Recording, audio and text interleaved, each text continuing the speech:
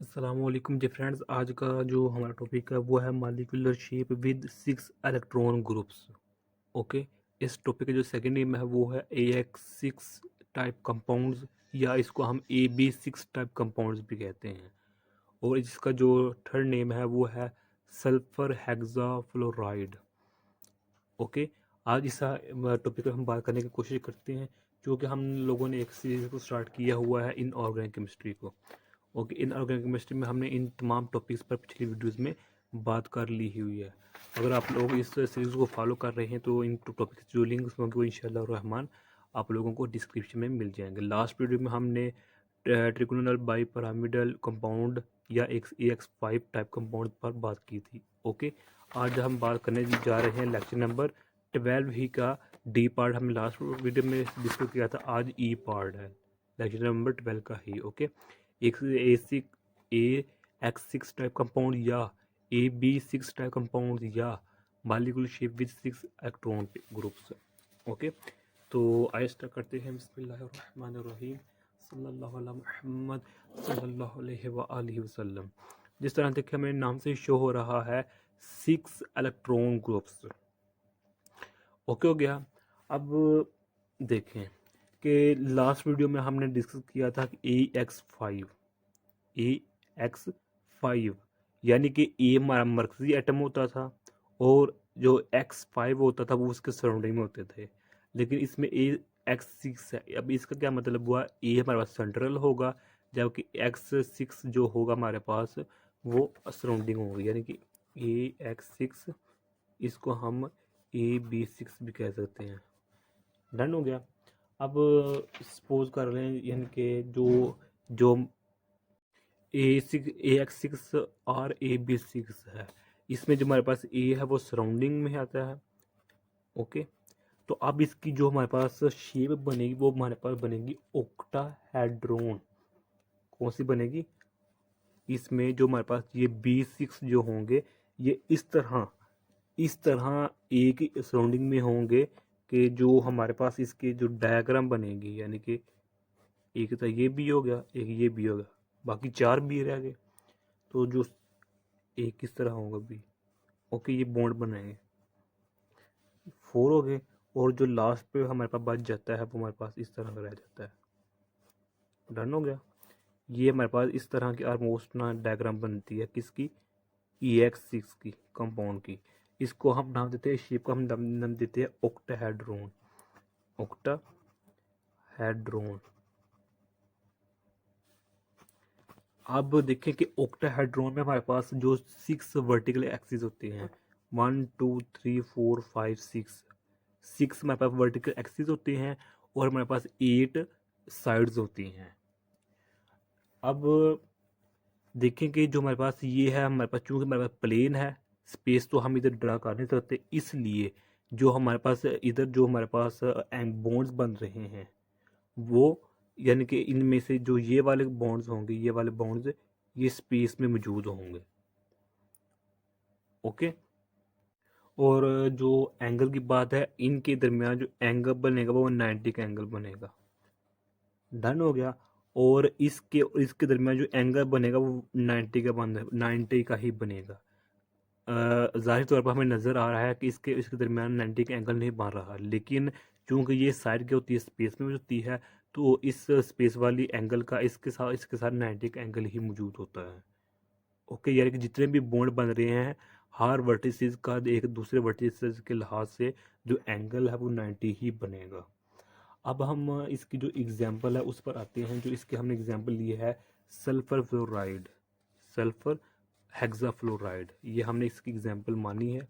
अब इस एग्जांपल को देखते हैं। सबसे हम पहले हम देखते हैं इसमें इलेक्ट्रॉन की क्या कितने होंगे। इसमें हमारे पास इलेक्ट्रॉन 6 होंगे। इसमें जो हमारे पास इलेक्ट्रॉन होंगे वो, जो टोटल इलेक्ट्रॉन होंगे वो 98 होंगे, 98 इलेक्ट्रॉन्स होंगे। ओके। किस केस में, जब हमारे पास कोई भी नो लोन पेयर हो, कोई भी लोन पेयर नहीं मौजूद नहीं, उस केस में 98 इलेक्ट्रॉन्स होंगे। Okay. Hexa fluoride, sulphur hexa fluoride में।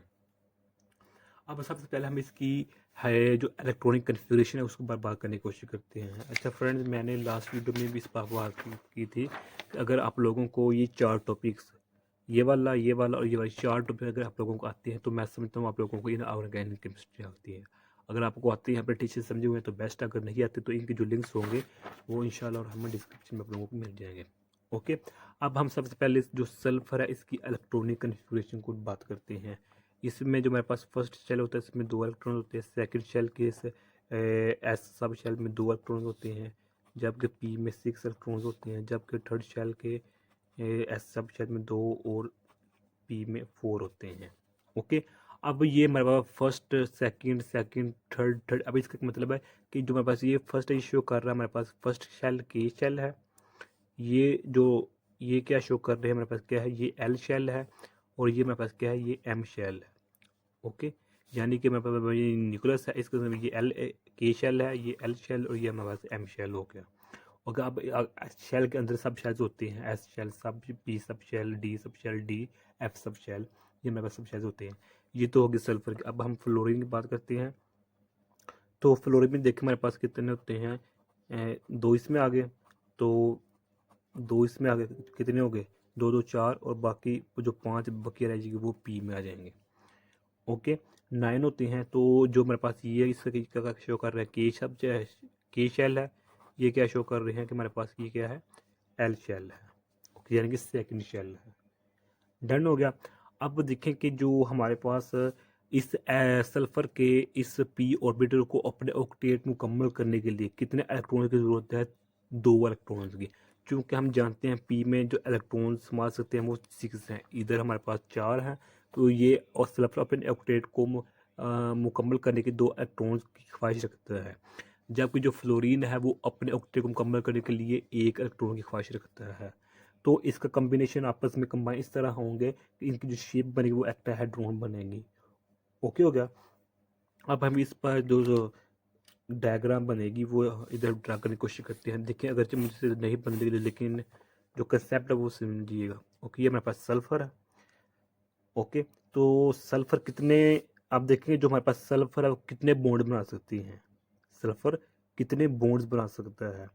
अब इसमें अगर इसको हम एक्साइटेड स्टेट में लिखें, अगर हम सल्फर को एक्साइटेड स्टेट में लिखेंगे तो जो हमारे पास ये हमारी इलेक्ट्रॉनिक कन्फिग्रेशन होगी वो इस तरह हो जाएगी, सल्फर इज इक्वल टू, ये वैसे का वैसा ही रहेगा, ये भी वैसे का वैसा ही रहेगा, ये भी वैसे का वैसा ही रहेगा, इतना स्पोर्ट्स इतना ही रहेगा। बाकी जो हमारे पास 3s है और इसमें जो एक इलेक्ट्रॉन होगा, अच्छा पहले इसको हम ऐसे लिख लेते हैं, 3px 3py 3pz, इसमें कितने हैं, 4, 1 2 3 और ये 4।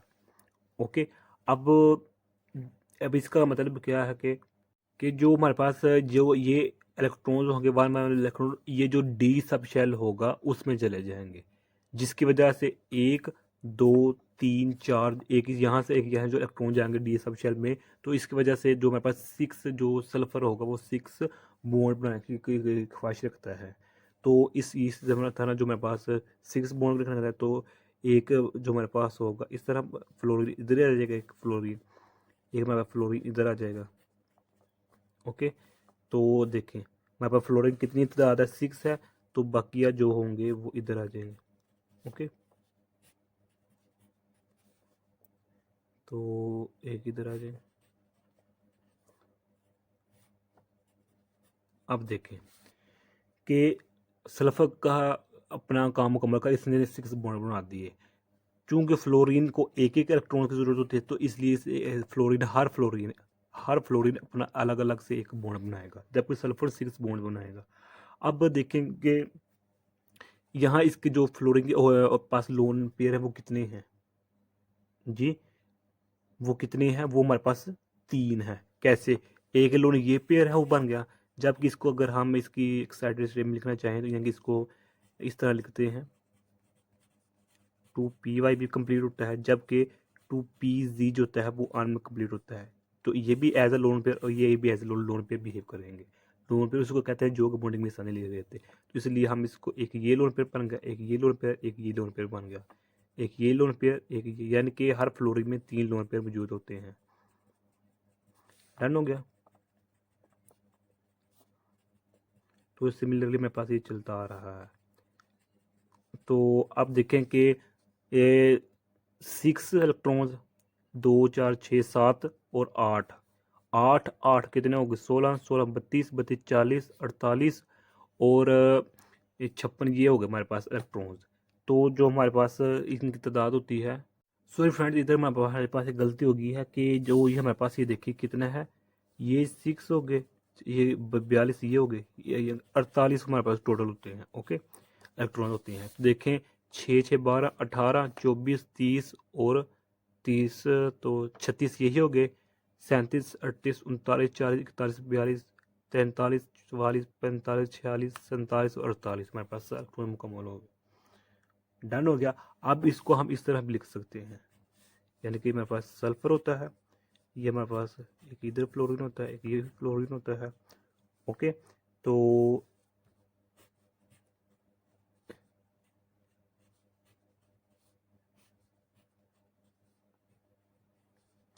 ये हमारे पास इस स्ट्रक्चर को हम इस तरह भी लिख सकते हैं।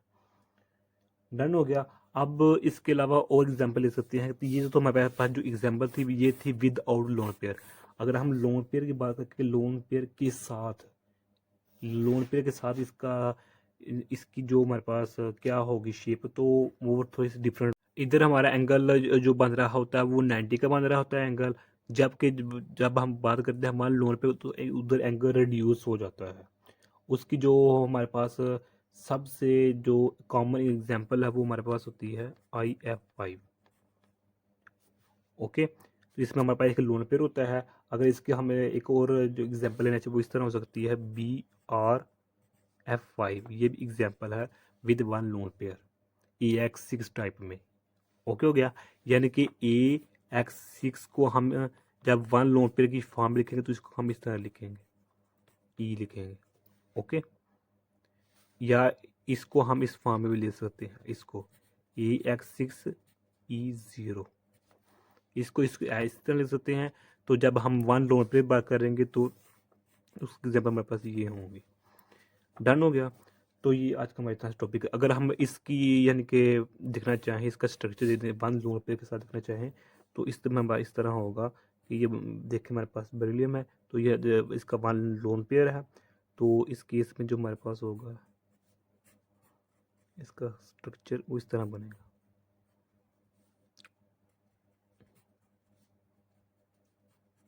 यानी कि जो इधर एंगल बनेगा, यहाँ जो एंगल बन रहा होगा वो ऑलमोस्ट 85.1 एंगल का होगा, जबकि जब हमने विद आउट लोन पे बाकी तो उधर मेरे पास एंगल का बन रहा होता है 90 का। ओके हो गया। तो ये आज का हमारा इतना सा टॉपिक था।